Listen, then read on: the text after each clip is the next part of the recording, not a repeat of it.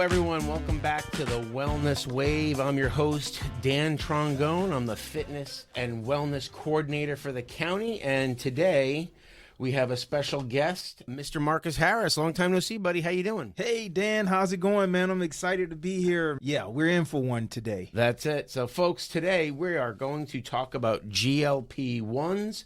Just to give you a heads up, Marcus is a full-blown registered dietitian and diabetes educator, and I am an exercise physiologist. We need to make sure and very clear that GLP-1 medications are not covered on the health plan for weight loss. There's a discount program through Maya Meds that provides an additional discount to Manatee County employees, but I just want to be clear, GLP-1 medications are not covered on the health plan for weight loss. So now we're going to go into it. So Marcus, let's just kind of start with you because, again, you and I were just talking offline for a second that you constantly deal with this topic. Why don't you kind of like lead people in because, again, you deal with it more than I do.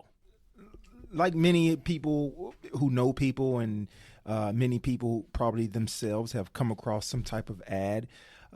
This is one of the medications right now that I would say about at least 50% of the people who I'm consulting with right now is probably in some form thinking about taking the medication or Sure. are taking the medication or who have already taken the medication. So there's a lot of people out there who are exposed to the GLP-1 meds. Okay, so let's explain to people what exactly is a GLP-1 medication, like in plain terms.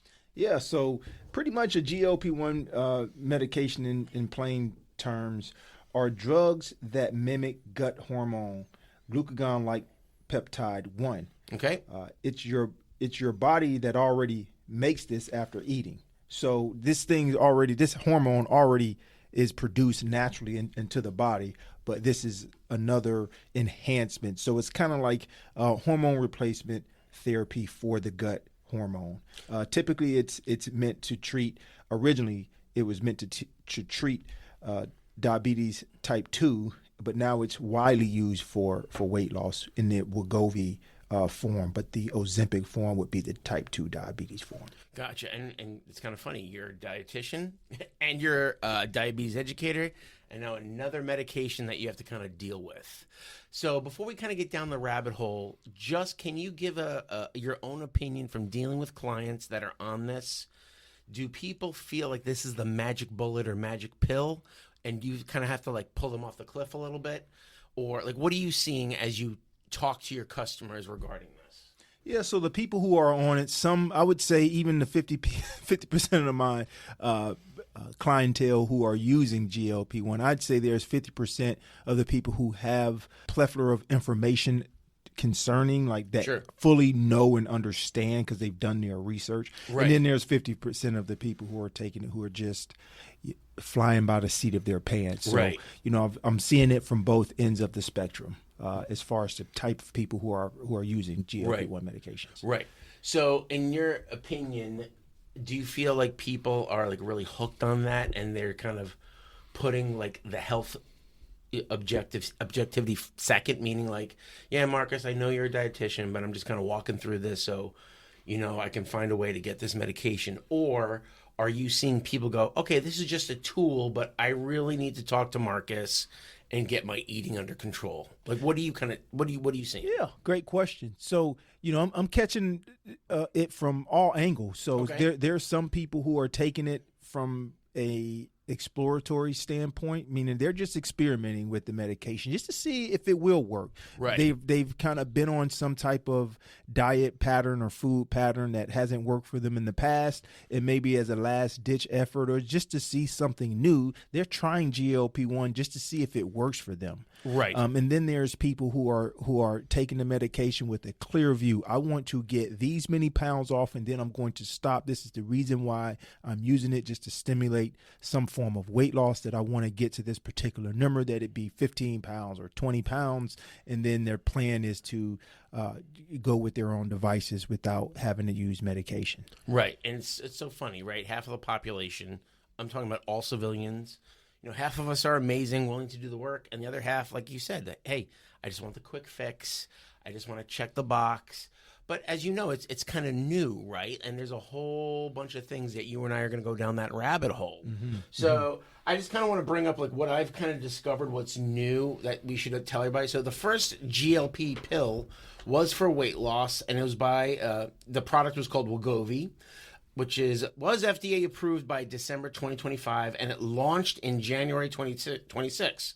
So the trial data is showing that roughly 13 to 17% average weight loss over 64 weeks, right? Divide 64 by 4. I'm not good at math. We'll come back to how many months it is. So this removes to, I don't want to inject anything, right? So the, pharmaceutical agents found a way, because people are used to taking supplements, like vitamins. Hey, let's make this a pill form. So I'm not debating the short-term efficacy and you even see it, right? You see more people are losing weight. It maybe kind of kicks them in the shorts to kind of look at their weight or their blood pressure or their diabetes stuff. I want to kind of maybe go down the rabbit hole with you. Let's start maybe, in your opinion, what do you think of what do you think maybe the strong, because we're going to do a pro and con, right?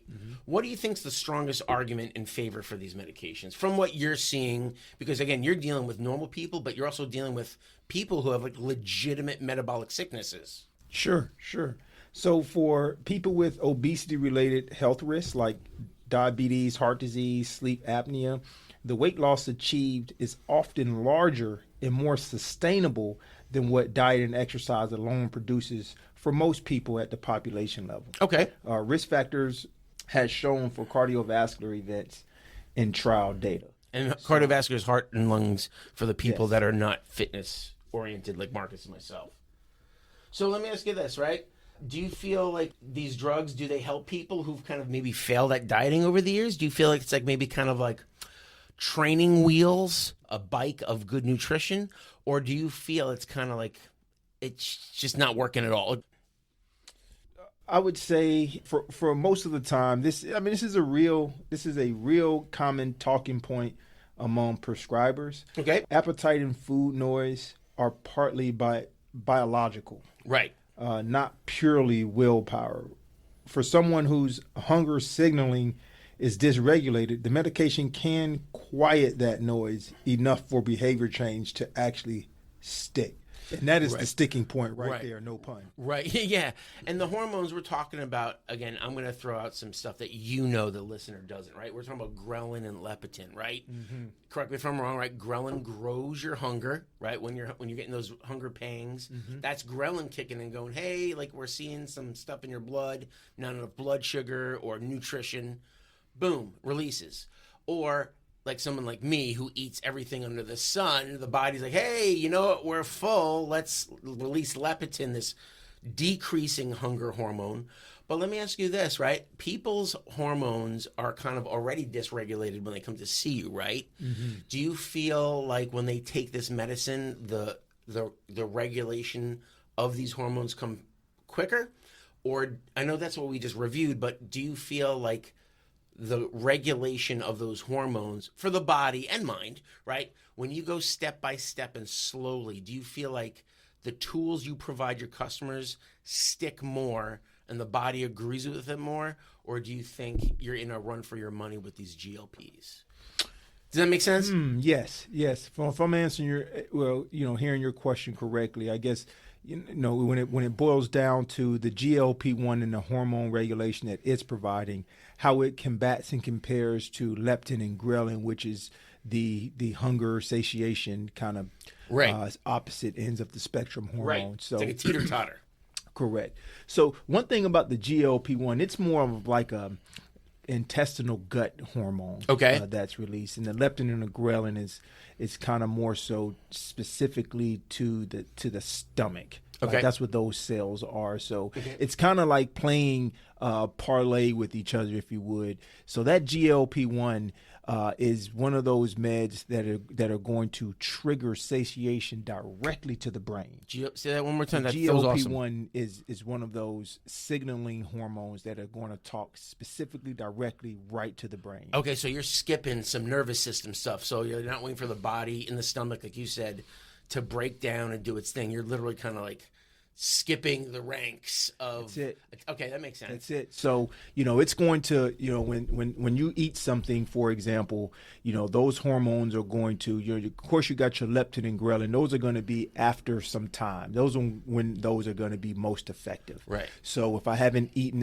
in a while, slowly my Right. ghrelin is going to raise. Right. As soon as I eat something, gradually my leptin is going to increase, which Right. is going to increase satiation. Right. Leptin lowers hunger, ghrelin grows hunger. There we go. Gotcha. Perfect analogy. I like that.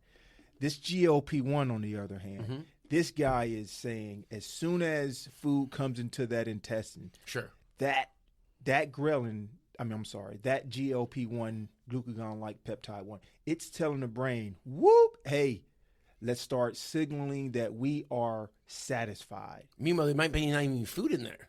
Correct. Wow. So Correct. so correct me if I'm wrong, you're getting a signal to your brain that you're full, but there might not be any contents of food in your stomach. Bingo. Whoa. That's our GLP-1 med. So to answer crazy. your question, GLP-1 can override. It's like, leptin is, ghrelin is like a drop in a bucket compared to what GLP-1 is doing. Right. You know what's funny? This is why I love you, man. First off, you're just an awesome person. You're brilliant. I love it.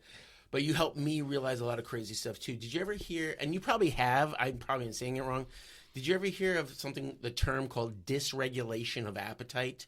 Okay, so I'm going to explain to you how I learned it. You probably know it in other terms. It's just kind of like when you go, hey, let's do a skull crusher, and I'll call it a French press. Right? Sure. So when people switch flavors, for example, that old term, hey, there's always room for Jell-O, right?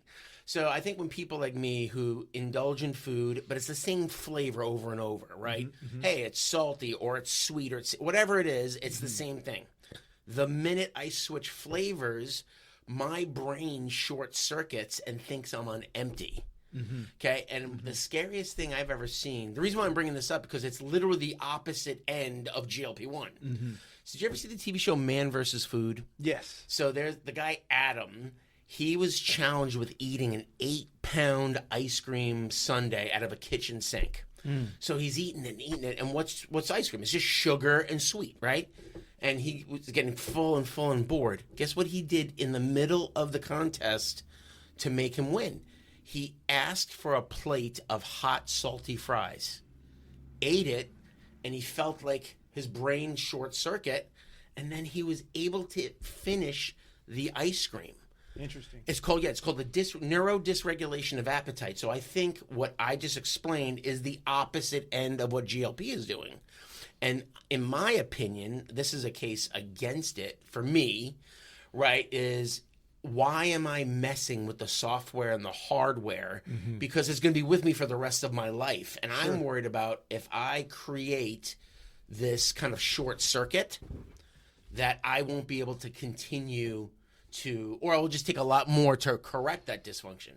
Does that make sense? Yeah, great point. I think we're kind of, a great segue into, one of the biggest things that I have seen in my practice in working with many people who are, accessing GLP-1 or any form of it. Right. And that is, to your point, when we're taking it, they don't consider those Biohacks. the biohacks. That's exactly what that What is. is going to happen after the smoke has cleared? Correct. So now that you're not on the medication, what are you left to? Your own devices. So 100%. being very familiar and being very in tune with getting those results of behavior changing with weight loss and knowing what it feels like. Exactly. Being aware, being in tune with the body of what hunger feels like again. How do you change your behavior when you don't have the skill set or something that's masking Totally your agree. hunger? Totally agree. How do you deal with hunger in real time? That's it. It's a skill set, right? Like you said something before about willpower. And right, you're a human being, I'm a human being. Last time we checked, right? Willpower is fleeting, right? I think it's skill power. So this is one thing I'm for, holistic methods that the county does for the employees and what you and I teach, right? If you go low and slow, you're instituting skill power and you're overcasting willpower, meaning You're not going to use willpower because it's a fleeting entity, right? Let's go use the strongest tool, skill power, right? So you always fall down to the level of your training, right? In military, right? Stressful situations, what do? You fall to your training, right? With eating, exercise, you don't know what to do. Let me just go fall back to my training. So I think skill set will overcome willpower, but will also be lifelong. Sure. Because let me ask you this. You've seen Biggest Loser, right? Yep. What happens usually to the people that get off the ranch? Like, what happens to their weight when they're not in such a controlled environment? They gain it all back. Right. Why? They're back to their devices. That's exactly right. You're not going to be in a controlled environment. You're always going to be with who? You. No matter where you are going to be you, no matter if it's here or there. So I think you said perfectly. I'm always for a dietitian, a strength coach, because you have to, there's no elevator to the top. You got to take the stairs, right? And the stairs institute the skill set that are lifelong versus like 4th of July, right? All these beautiful explosions, cool, and then people go back to their life versus go, hey man, we live in this awesome country. That's why we're celebrating this. It's like you just said, it's not really skill power. It's a flash in the pan.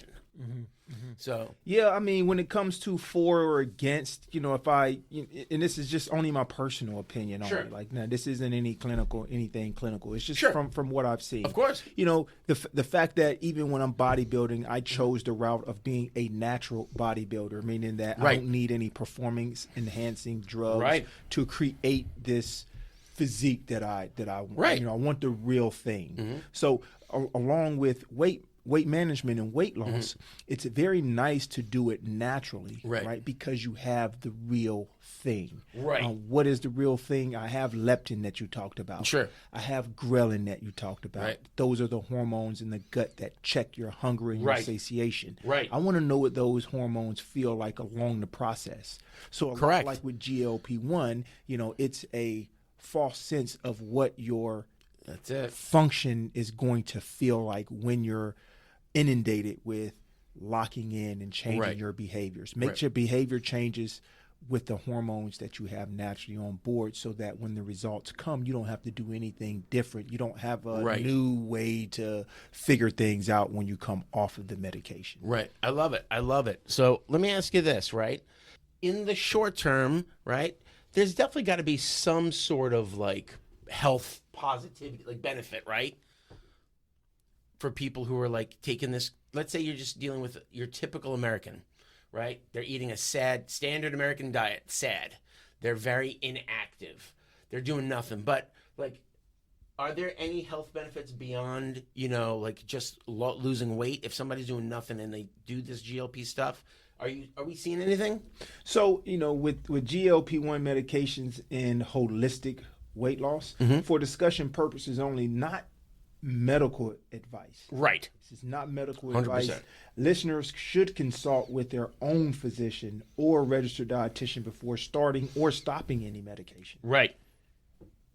So, but I mean, are you seeing like weight loss? Are you seeing like blood pressure changes, blood sugar changes, maybe cholesterol? Because I know you do like a full blood panel? You do a full blood panel. I do a full blood panel, but some of the the benefits beyond the scale. Right. A trial data shows improvements in blood pressure, blood sugar, cholesterol, and cardiovascular risk markers independent of weight loss. Okay. And that's in a lot of cases. Right. And that's real, right? That's real. Like, we're not denying that this thing's working. You and I totally acknowledge the short-term effects of this. Like you just said, weight loss, cool, but diabetes relief, blood pressure relief, heart attacks. Now let's switch gears into what you and I are really doing, right? We're talking about longevity, right? Let's start with first nutrition. From what you're seeing, Marcus, right? What do you think from just a nutritional standpoint? If people come see you, but you kind of see they're not really doing what you want, they're really kind of just asking you for some sort of guidance with GLP, are we seeing any type of nutrition deficiencies with people that really don't focus on proper nutrition with you? They're kind of just going, hey, I just want to like lose weight.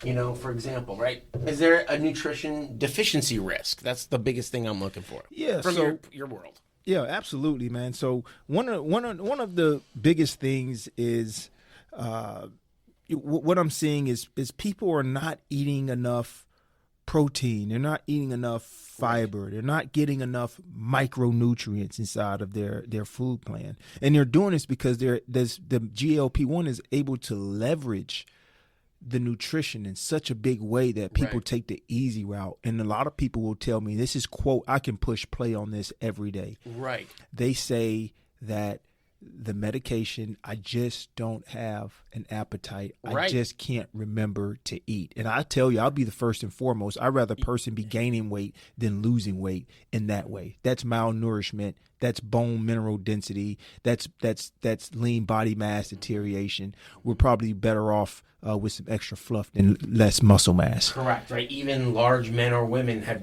muscular calves. Yes, sir. It's a loaded carry, right? And when you're loading, like you just said perfectly, bones, muscles, tendon movements. Okay, so I want to parlay off of what you're just saying. Hey, we're missing some of these vital, like all the things that you preach in every lecture I've seen you do. Hey, fiber, protein, water, micronutrients. Now, when you say micronutrients in simple English, what does that mean to Micronutrients is going to be all of your vitamins, all of your minerals, and all those vitamins and minerals work functionally in the body. Without vitamins and minerals, there is no function in the body. You can have as much energy, calories that come from food as you want. But if you don't have the micronutrients, you don't have the ability to break down and process, make neurotransmitters, protect your immune system. You don't have you don't have any of those processes. It's just not enough. This is why high density, high calorie, low density, nutrient dense foods are just not high of quality. It's not quality enough. You wound up sick. With that type of food. Right. So let me ask this: from what you've seen with just the normal Americans, and maybe we can shift this over to the GLP people. Yep. What are most vitamins people are usually deficient in, from what you've seen? Like a healthful diet can help, and then maybe if they're taking GLP, that might even block absorption of those vitamins and minerals as well. So some of the vitamins that people go missing with is usually your many of your B vitamins. And then a lot of even your vitamin C, because people aren't doing fruits and vegetables and color and things like that inside of their food plan. Yes. So I also think I think a lot of people are missing. People don't realize that everybody thinks vitamin D is just a vitamin. It's a hormone. I think a lot of people big one aren't, and I'm guilty of that too, right? Like, I don't get enough sun, especially when it's in the peak of the day. It's freaking Florida. It's hot, right? But, I think a lot of people are missing vitamin D, and I also think people are missing vitamin D from their diet as well. Absolutely. Also, right, what do people like? The standard American diet said they're probably missing a lot of magnesium. They're probably missing a lot of zinc from those, like you said, those water-based foods, fruit and vegetables. And I think from what I've read, even too, vitamins A, D, and K, the fat-soluble vitamins that you find in more protein-based things. That's it. I think a lot of people are missing that. But I also think GLP does block that absorption as well. Because what I notice is, and correct me if I'm wrong, from what I understand, you and I always preach the gut-brain axis, right?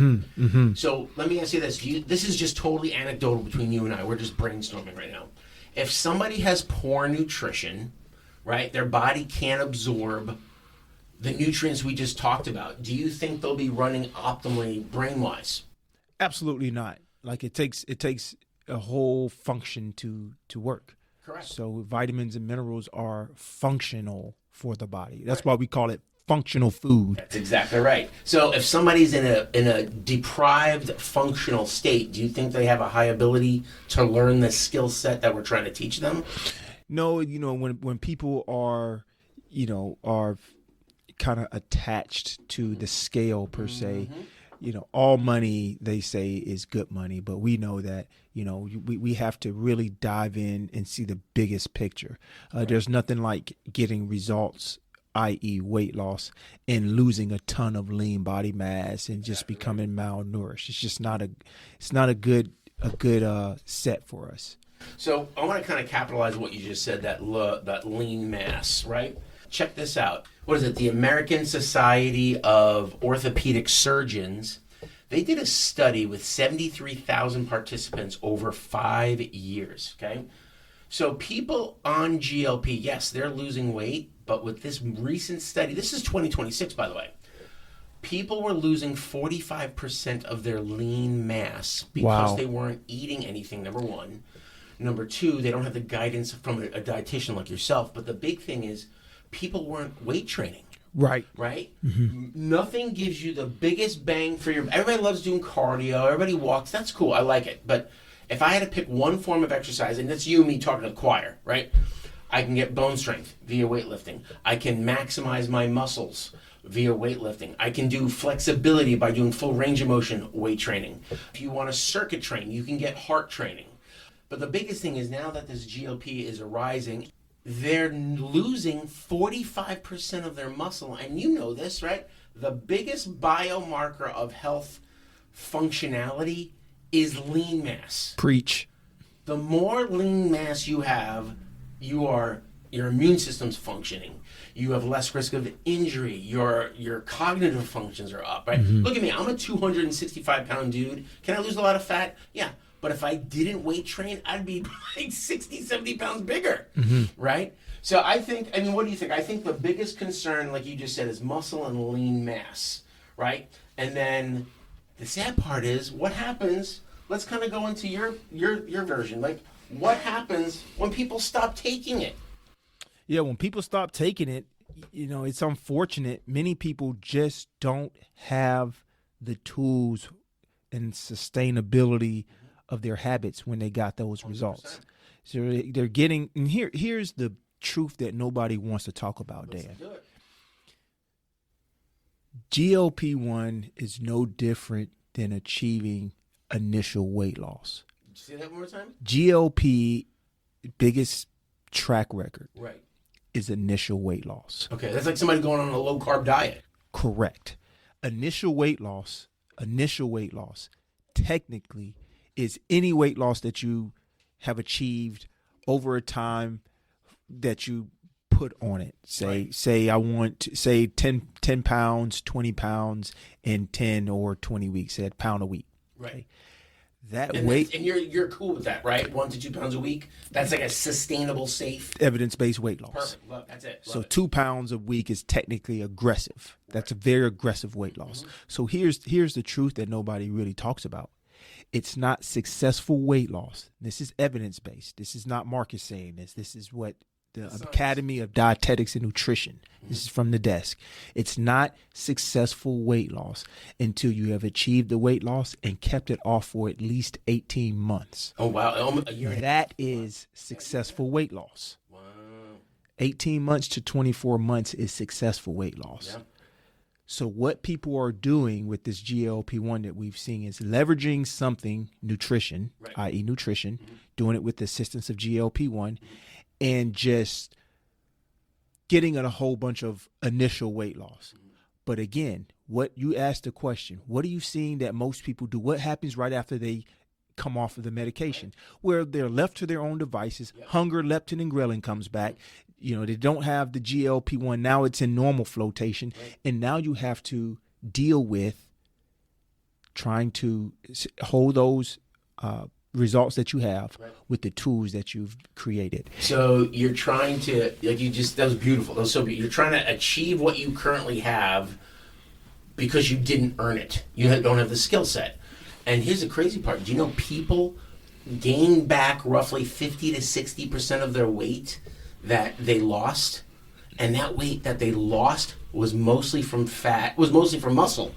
So now... Talk about it, Dan. Yeah. Nobody wants to talk about that. Nobody wants to talk about it, right? So anywhere from 10 to 150% losses. So let's talk about sarcopenia, right? That's loss of muscle. People lose about 45% of their lean tissue, sarcopenia, when they don't weight train.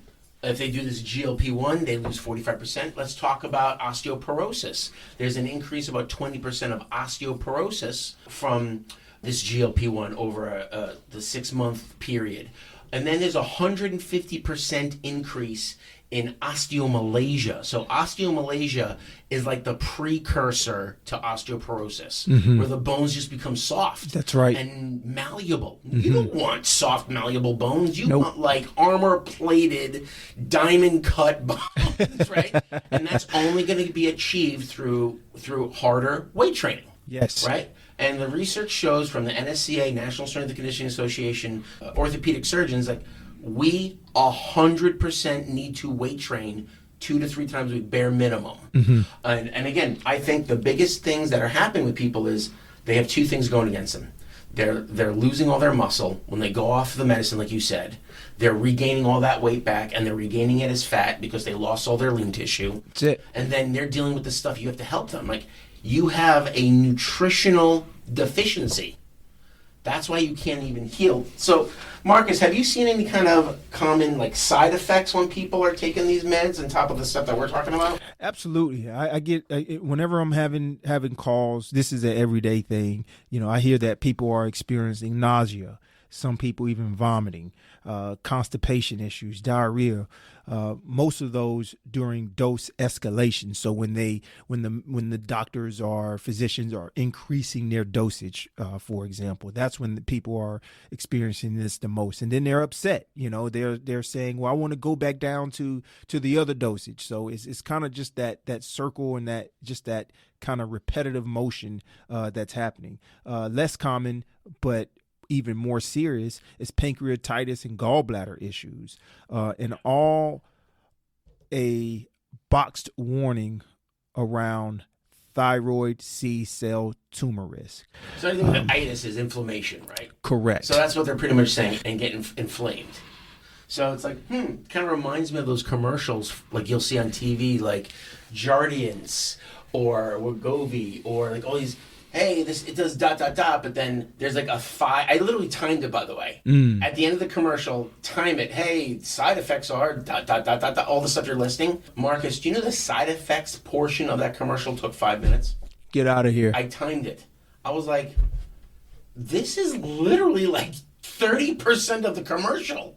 Why would I take something that has that many side effects when the longer, harder, more useful road is the holistic approach?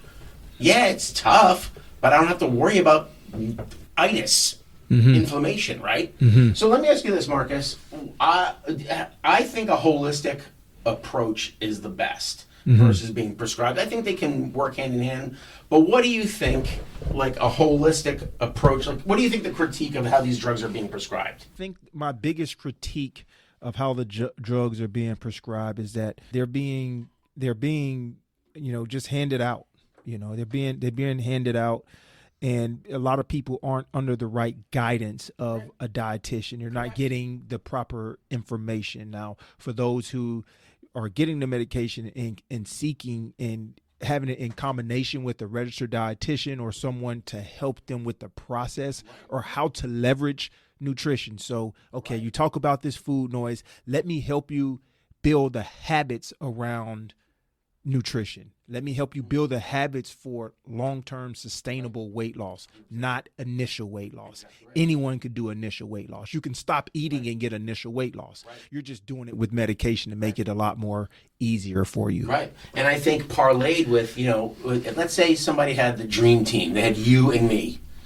I would guide them through proper strength training and cardiovascular training while you're making sure they're getting tons of fuel the right way. And again, I think that's optimal. If they need a lot of help, they can maybe kind of use it as a training aid. Wegovy, whatever it is, all these names. But again, I think the big thing is we want to make sure you don't lose weight from muscle, right? We got to make sure you're learning how to strength train in parlaying with a nutritionist, dietitian. Cool, you're working out right and you're eating right. This is going to prevent way, way much muscle loss. Your exterior should be a reflection of what's going on the inside.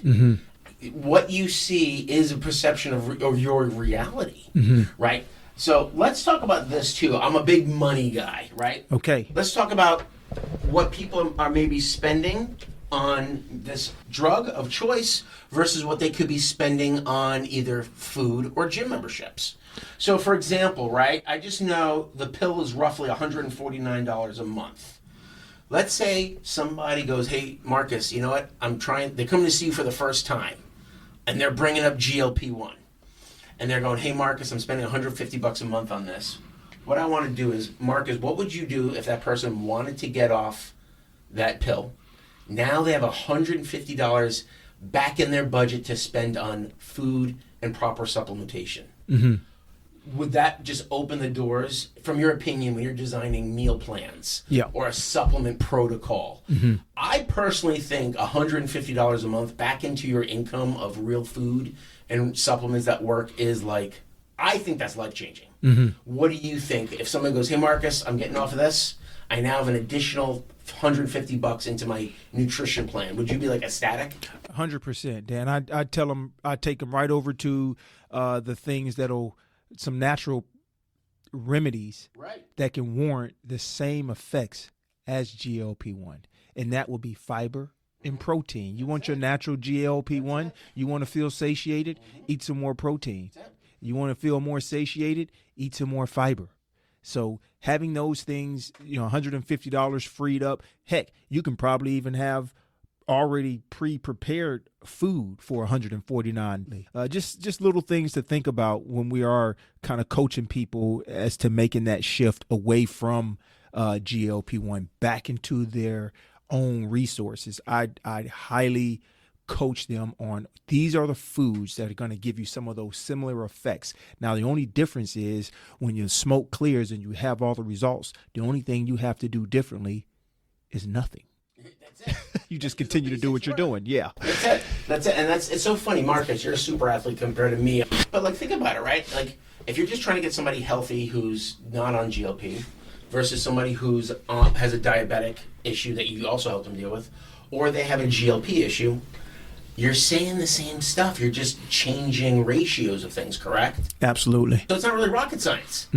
It's just like, hey, let's do this. First thing, if somebody comes to you, what would be the first strategy?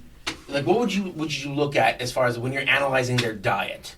They go, hey, Marcus, I'm doing GLP, but I know I need to really kind of talk to you. What are the major priorities? You just kind of listed it, but again, we're kind of like summing it for everybody. Yeah.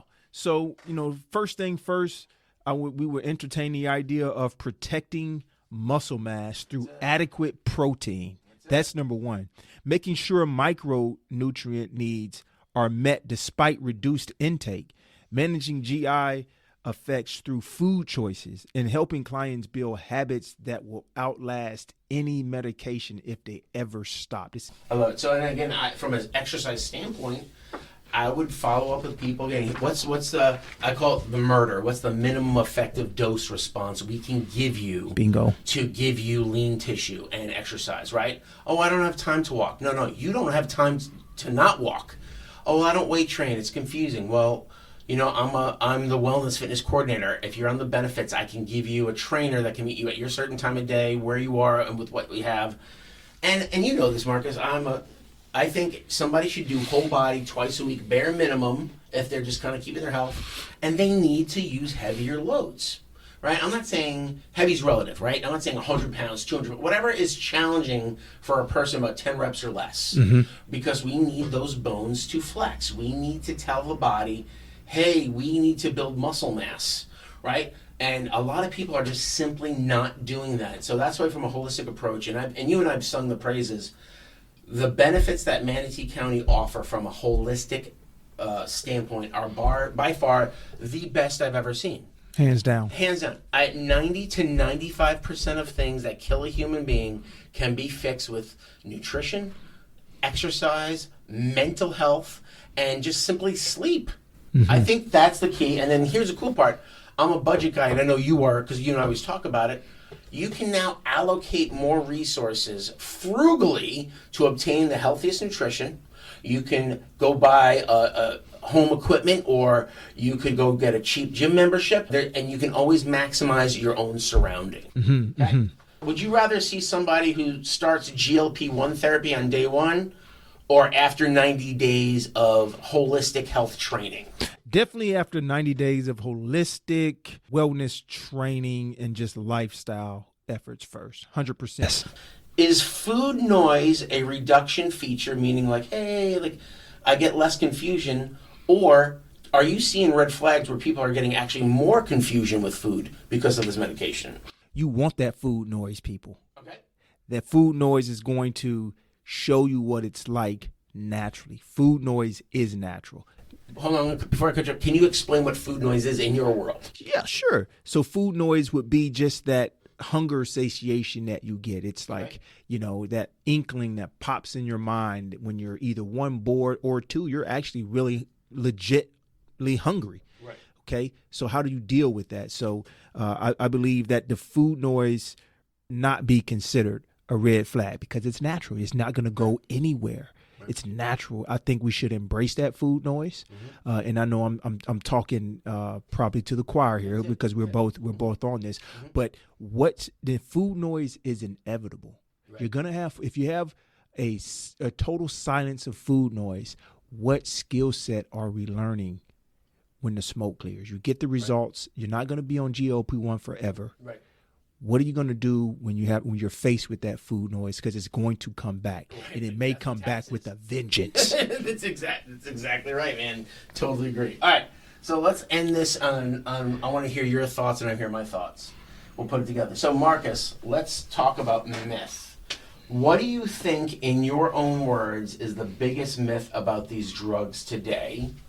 In your own world, from what you're seeing, I'll go first. I just think people look at it as it's an end-all, be-all, and it's the saving grace of society. I do not think that's the case. I think people are most people, and I used to be that way, I think most people are not willing to do the hard work to win. If it's mental health, if it's nutrition, if it's exercise, if it's lifestyle, because again, we see 75% of the population morbidly obese. We see 75% of the population having diabetes issues, low strength. All these physical ailments that are killing the human being are on the up. So I think the myth that's being busted is that this magical pill will save you, number one. But it's also, right, what did you just say? The minute you go off, you don't have a skill set. You are thrown back in. You went from the fire to the frying pan. Mm-hmm. You are now you are lost. And I think that's the myth that I want to bust today. In your own words, what do you think the biggest myth is? I mean, I'm gonna keep it very simple. Sure. I think the biggest myth, and people are gonna don't stab me or hit me when you see me. The biggest myth is that GLP-1 will help keep the weight off of me. Correct. It's just not true. GLP-1 would help people get initial weight loss until we wake up and notice the difference between initial weight loss and successful weight loss. You know, I think that people would not entertain in the first place of getting GLP-1 when they understand that dynamic. But, you know, people, we live in America, we want it right now. And right now means at any cost, I'm willing. 100%. So, but the fact of the matter is there's nothing that's going to change your behavior. You know, engaging in real food and engaging in real exercise and taking control yourself. You have to take that wheel. So I tell people, even when they're getting these results with GLP-1, I tell people every day, Dan, this is every day. I want you to know when we get off of this call that the GLP-1 is not losing this weight. You are doing the actions that are losing this weight. I can take GLP-1 and eat like I'm eating a food contest and I won't lose 1 pound. It's not GLP-1 that's losing people's weight. It is the people's actions that are losing their weight. But let's just gain some really good actions. Let's form the best actions i.e. what we're talking about is habits. Right. Let's form those good habits. 100%. Right. Just like businesses have best practices Bingo. For operating a successful business, Marcus and Dan have best healthful practices. Because like you said, it's a skill set. And if somebody has bad habits, they're going to have a horrible, healthy life. And the GLP will be a crutch that they're relying on that will bite them in the keister later in life. Versus what you just said, let's develop great habits, successful skills, then the GLP-1 under like proper guidance of either a doctor together, hey, then it could be a helpful tool. But no matter what, it's still a tool. You have to take action. Bingo. You said it best. That's it. All right, so folks, just want to remind you, thank you so much, Marcus Little Pounds. So glad you showed up and we had this discussion. We just want to make very clear that GLP-1 medications are not covered on the health plan for weight loss. There is a discount program through Maya Meds that provides an additional discount to Manatee County employees.